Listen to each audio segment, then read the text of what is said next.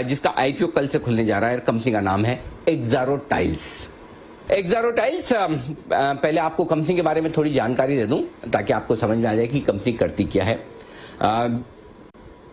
Company का कारोबार जो है वो डबल चॉर्च विट्रीफाइड टाइल्स और ग्लेज्ड विट्रीफाइड टाइल्स बनाने का, तो ये टाइल्स बनाने का कारोबार करती है और 1000 से ज्यादा डिजाइन्स, 2000 से ज्यादा रजिस्टर्ड डीलर्स है और आमतौर पर 6 साइज में टाइल्स की सप्लाई करती है। 2008 में इस कंपनी को पार्टनरशिप फर्म से प्राइवेट लिमिटेड कंपनी में बदला गया।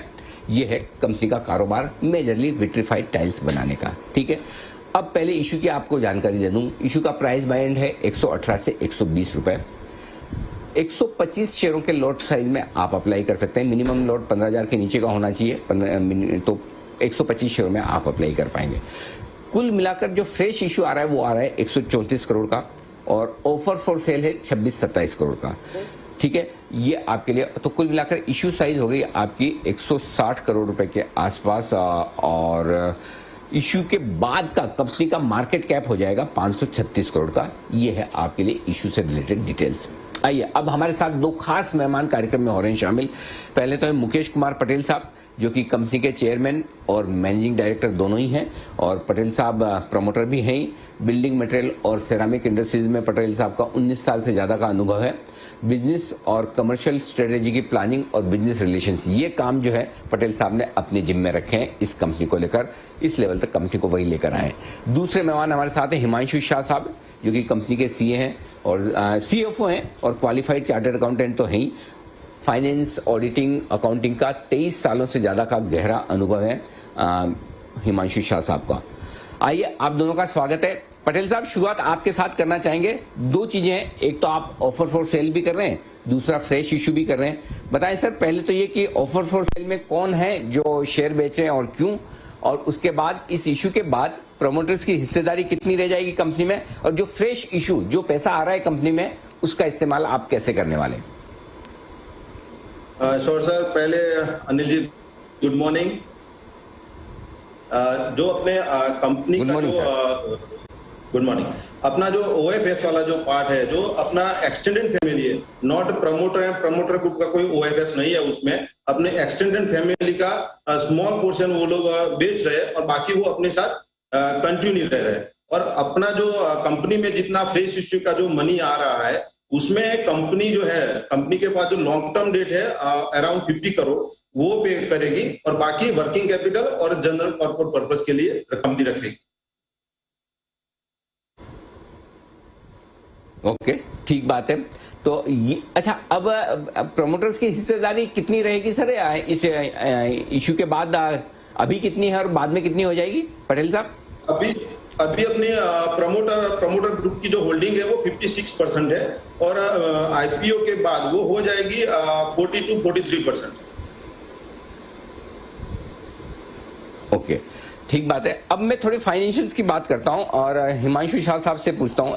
हिमांशु जी, पिछले 3 सालों में मैं देख रहा था 2019, 2020, 2021 रेवेन्यू स्टेबल है, 240-250 करोड़ की रेंज में लगभग आप उतना कर रहे हैं। कामकाजी मुनाफा जिसे ईबिटा कहते हैं हम, 38 करोड़ से 47 करोड़, ये धीमे धीमे थोड़ा बढ़कर आया है। मार्जिन भी 3% के आसपास बढ़े हैं, लेकिन मुनाफे में जंप बड़ा तगड़ा आता हुआ दिखा है। मुनाफा ज्यादा स्पीड से बढ़ा है। पिछले 3 साल के फाइनेंशियल्स के बारे में बताएं, ये ग्रोथ कहां से आई? जब रेवेन्यू नहीं बढ़ रहा है तो मुनाफा किस तरह से और क्यों बढ़ा है?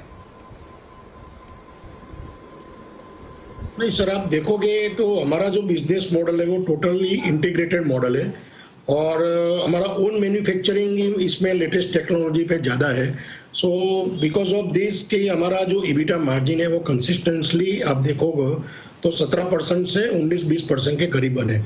2013 से 2021 तक, लास्ट फिनेंशियल ईयर तक हमारा जो आप ग्रोथ देखोगे तो 28% से कैगार पे हम चल रहे हैं टॉप लाइन पे, और ईबिटा मार्जिन में भी ऑलमोस्ट हमारा जो रेंज में आपको बता रहा हूँ वो 2013 से 16% से 20% का हमारा कंसिस्टेंट ईबिटा मार्जिन है। तो ये कंपनी का जो परफॉर्मेंस है वो अपना कंसिस्टेंस ग्रोथ के हिसाब से है और अपना जो ईबिटा मार्जिन ज्यादा होने का जो मेन रीजन है कि हमारा इंटीग्रेटेड जो बिजनेस मॉडल है, ओन मैन्युफैक्चरिंग और रिटेल हमारा काउंटर्स ज्यादा है। जैसे 2000 प्लस टच पॉइंट्स है हमारे ऑल ओवर इंडिया में, डोमेस्टिक में, पान इंडिया लेवल पे, तो जहां पर हमारा 85% जो है वो रिटेल नेटवर्क है, और उसी के कारण एक ओन मैन्युफैक्चरिंग इंटीग्रेटेड मॉडल होना, और साथों साथ 2000 प्लस स्टोर्स में रिटेल सेगमेंट्स में हम ज्यादा है, उसी के कारण हमारा इबिटा मार्जिन है वो ज्यादा है। कॉस्ट कटिंग पे हमारा कॉस्ट ऑफ प्रोडक्शन, R&D सब इन हाउस है, तो उसके कारण हमारा बहुत कॉस्ट इफेक्टिव मैन्युफैक्चर रहता है। और सबसे ज्यादा क्वालिटी जो है वो ओन मैन्युफैक्चरिंग ज्यादा होने से quality is better compare to, जैसे आप देखोगे दूसरे कंपनियों में बिजनेस मॉडल में almost 30 to 50% on an average वो आउटसोर्स का मॉडल रहता है, लेकिन हमारा ओन मैन्युफैक्चरिंग ज्यादा होने से we are consistent in the quality maintenance, and as far as because of this cost production हमारा कम है, जो खुद इन हाउस हमारी R&D है, तो उससे हमारा लो कॉस्ट ऑफ प्रोडक्शन का बेनिफिट मिलने से और रिटेल सेगमेंट में होने से इबिटा मार्जिन हमारा कंसिस्टेंटली अच्छा रहेगा, और आने वाले समय में भी ये मॉडल से हम इबिटा मार्जिन को ये कंसिस्टेंट रखेंगे। ओके, इंटरेस्टिंग हिमांशु साहब, आपने एक इंटरेस्टिंग बात कही कि चूंकि आपकी कॉस्ट ऑफ प्रोडक्शन कम है। जी जी जी जी जी बोलिए सर। कॉस्ट में जो जैसे आप बोल रहे थे, तो एक्सारो के पास जो फ्यूल है वो अपना जो बड़ौदा वाला जो प्लांट है उसमें ONGC का गैस है जो बहुत ही चीप है, और अपना यूनिट 2 जो है बड़ौदा का इंडिया का सबसे बड़ा single largest in one roof वाला प्लांट है, जो सबसे बड़ा होने से कारण, और दूसरा उसमें इंटीग्रेटेड है कि जो मेन जो रॉ मटेरियल यूज होता है अपना ग्लेज का वो हम खुद बनाते हैं, और सबसे बड़ा होने से वो कॉस्टिंग में भी इफेक्ट करता है, मैन्युफैक्चरिंग में मिनिमम मैन पावर यूज होता है, और फुल्ली ऑटोमेटेड प्लांट हम दोनों एडवांस टेक्नोलॉजी वाले हमने लगाए हैं। ठीक बात है। तो बड़ी इंटरेस्टिंग चीज आपने बताई है कि रॉ मटेरियल कॉस्ट आपकी कम है, कॉस्ट ऑफ प्रोडक्शन कम है, आपको गैस सस्ती मिल रही है, और पूरा इंटीग्रेटेड प्लान है, प्लस आप ही का रिटेल बिजनेस है, तो उस वजह से आप मार्जिन मेंटेन कर पाते हैं। हिमांशु साहब, एक बार फिर से मैं आपसे वो सुनना चाहता हूँ। आप जो वैसे प्रोस्पेक्टस में हमें पिछले 3 साल के डेटा मिलते हैं, लेकिन आप ये कह रहे हैं कि पिछले 7-8 सालों से कंपनी की ग्रोथ 20 से 25% है, सेल्स के लिहाज से भी और मुनाफे के लिहाज से भी। वो आंकड़ा जो आपने बताया एक बार जरा फिर से दोहराएं मुझे। 2013 से एक्सारो ब्रांड से हम बिजनेस कर रहे हैं सर, और ये हमारा इंटीग्रेटेड बिजनेस मॉडल के अंदर जी 33 करोड़ का हमारा जो रेवेन्यू था 2013 में, आज कंपनी ने लास्ट फाइनेंशियल ईयर में 255 करोड़ का टॉप लाइन किया, जो आप सब जानते हो कि लास्ट ईयर में first quarter was almost close down due to lockdown at a country level. तो यहाँ पर वो ये जो इफेक्टिवली जो ये फिगर है वो 9 मंथ्स का फिगर आया है, और अभी भी हमारा जो प्लांट है वो 30 to 33 की रन रेट के हिसाब से पर मंथ के हिसाब से चल रहा है। तो ये 33 करोड़ के से लेके 255 करोड़ का 13 से 21 तक का जो हमारा रन रेट में है वो 28% के कैगर के हिसाब से हमारा वो चल रहा है। ठीक बात है। पटेल साहब, एक सवाल मैं आपसे पूछना चाहता हूं। चलिए, अभी तक की ग्रोथ जो पिछले 7-8 सालों की बताई इंप्रेसिव है, लेकिन पिछले 2-3 सालों से चूंकि रेवेन्यू बढ़ नहीं रहा है, अब ये बताएं कि आपकी रेवेन्यू कैसे बढ़ेगी? मार्जिन तो आपने काफी इंप्रूव कर लिए, रेवेन्यू कैसे बढ़ेगी? क्या कुछ और कैपेसिटी यूटिलाइजेशन आप बढ़ा पाएंगे? क्या कुछ नया कैपेक्स करने वाले हैं, कैपेसिटी और बढ़ाने वाले हैं, एक्सपांशन करेंगे? सर, उसमें आज की डेट में जो मेरी कैपेसिटी है एक्सारो की करंट कैपेसिटी, उसमें मेजरली एक्सारो के पास फ्लोरिंग सॉल्यूशंस है। सो फ्लोरिंग सेगमेंट के अलावा जो दूसरे सेगमेंट्स है तो वो हम उसमें ऐड करेंगे, और फ्यूचर में हमारा जो एक्सपेंशन का प्लान भी है, जो नई प्रोडक्ट ऐड करने का, तो वो भी हम ऐड करेंगे और उस हिसाब से अपना ग्रोथ बढ़ाएंगे।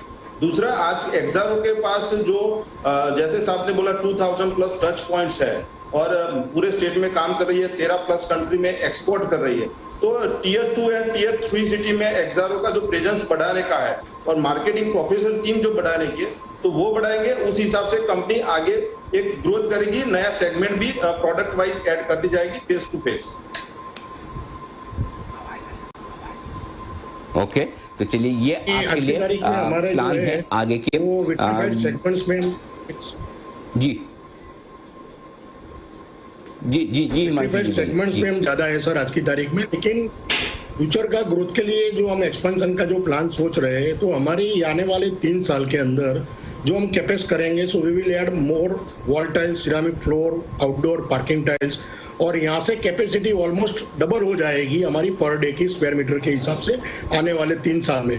तो उससे हमारा जो रेवेन्यू है एक करंट स्केल के हिसाब से 4 to 5 टाइम्स का रेवेन्यू स्केल करने का हमने पूरा प्लानिंग करके रखा है। इंटरेस्टिंग। चलिए ये योजनाएं बड़ी इंटरेस्टिंग दिख रही कि अगले 3 साल में रेवेन्यू डबल करने की कोशिश कंपनी की होगी। उम्मीद करते हैं कि आपके आईपीओ को बेहतरीन रेस्पॉन्स मिले। पटेल साहब और हिमांशु शाह साहब, आप दोनों का बहुत बहुत शुक्रिया हमारे लिए वक्त निकालने के लिए, अपने आईपीओ पर विस्तार से अपनी योजनाओं पर बातचीत करने के लिए। तो एक बेहतरीन टाइल्स कंपनी एक्सारो टाइल्स आपके लिए आईपीओ कल से खुलता हुआ, ये है आपके लिए पूरा एक्शन प्राइमरी बाजार का। एक्सारो टाइल्स का टॉप मैनेजमेंट हमारे साथ दीप योजनाएं कंपनी की एक्सपेंशन प्लान को लेकर दिख रही है।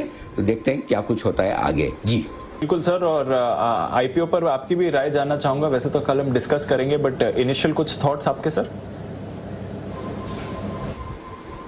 दीप, एक इंटरेस्टिंग चीज जो मैनेजमेंट से बात करते करते नजर आई वो ये कि पिछले 7-8 साल की ग्रोथ बड़ी इंप्रेसिव दिख रही, क्योंकि आमतौर पर आरएचपी में आपको 3 साल के डेटा दिखते तो आपको पुरानी ग्रोथ नहीं पता चलता। और दूसरा ये कि 3 साल में रेवेन्यू बड़े स्टेबल दिख रहे, तो मैं यही सोच रहा था कि ग्रोथ आएगी कहां से। लेकिन उसका जवाब जो दिया है हिमांशु जी ने वो इंटरेस्टिंग दिख रहा है कि 3 साल में आगे चलते हुए कैपेसिटी डबल हो सकती है अगले 3 सालों में। अगर ऐसा होता है तो फिर स्टॉक ये इंटरेस्टिंग हो सकता है। और इस जो उन्होंने कहा है उसको फैक्टर इन करते हुए हम पूरे एक बार डेटा निकाल कर कोशिश करेंगे कि क्या कुछ होता है। तो कल सुबह मैं आपके सामने पूरी राय रखूंगा। लेकिन उससे पहले